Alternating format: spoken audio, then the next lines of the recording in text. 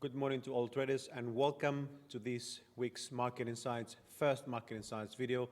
Today we're going to talk, as always on Mondays, about the US index and the S&P 500.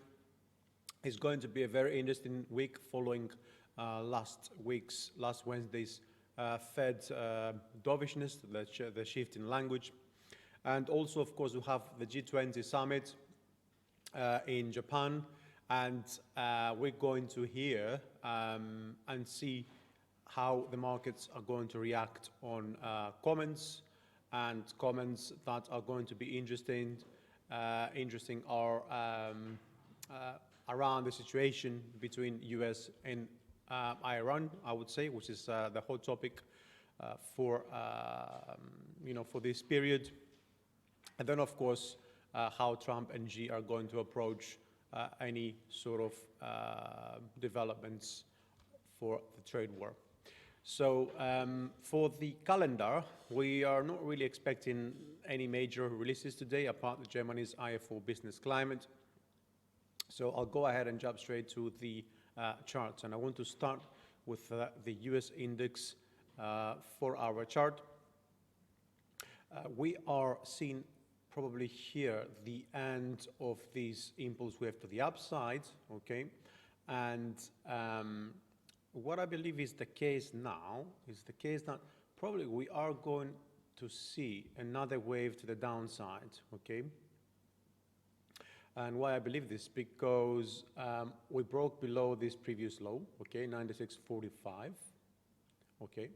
And at the same time, we've completed this impulse to the upside, and in the longer term, we're looking at now prices breaking below this corrective wave C, which is in the longer term. Okay, so I would expect now prices after correcting up here, to go at least to 95.78, and then maybe even break lower to 94.50 or so.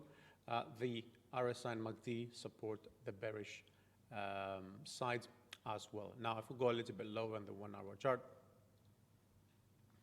the 1-hour chart indicates that after this X pattern, completely in around 97.77, we are now probably going to have this first wave completing around 95.78, 80.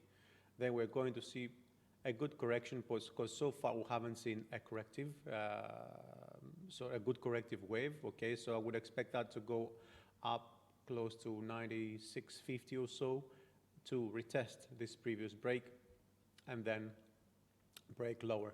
Also, of course, this could be our invalidation level, unless if prices come and retest this previous high, which is trend line, the long-term trend line, ascending trend line that prices broke very recently. But in the medium term, I am, and long term, I'm a little bit bearish on the US index. RSI and MACD on the 1-hour support that prices are most likely going to move a little bit lower, despite the fact that we are on a oversold area. Now, going on to the S&P. The S&P, I see two different cases, okay? The signals are a little bit mixed because we could see this as the end of wave 5 with an A, B, C correction as an expanding flat in development, which means that would be a zigzag.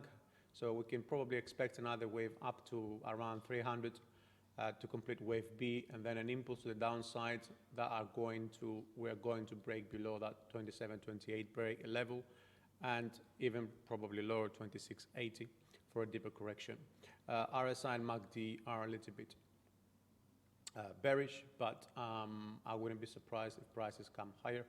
We're probably going to see a hidden divergence or something like that, and then break lower. Now, the other case, of course, would be that prices are not going to go into a corrective move as of yet, and that would be wave 3, not 5. That would be wave 4, and then we expect another wave 5 to the upside, okay?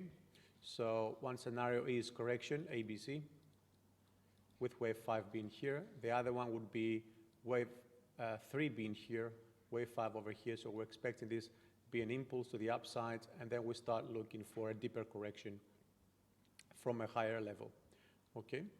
Now down on the 1 hour, just to look in the medium and the short term as well, this looks to me like is like a zigzag, okay? An ABC zigzag. So we are currently just probably leaving wave 4 and moving up for wave 5.